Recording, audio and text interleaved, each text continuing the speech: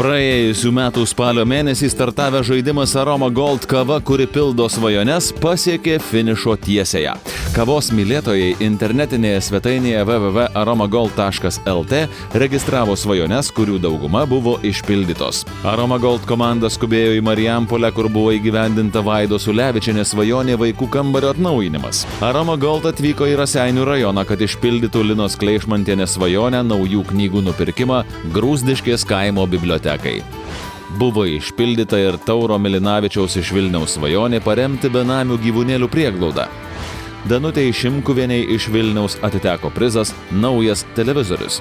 Aroma Gold mėnesio prizą už 1000 litų laimėjo Ernesta Goftienė iš Kauno. Jos svajonė – aknės spuogų gydymas lazeriu.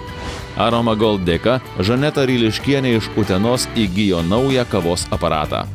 O praėjusią savaitę Kakadu laidos metu paaiškėjo, kad Maxi svajonė, kurios vertė net 30 000 litų, bus išpildyta Inesai Slivinskaitei iš Klaipėdos. Diplomo baigimo proga svajojau savo ir savo sužadėtiniui padovanoti kelionę į Ispaniją. Noriu padėkoti mėgstamai kavai Aroma Gold, kad pagaliau galėsime išvysti žemes Ispanijos vietas.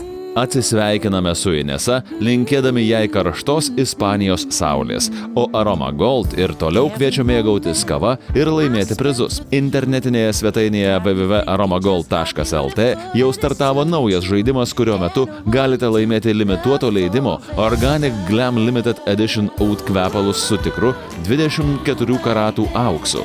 Aroma Gold – kava verta aukso.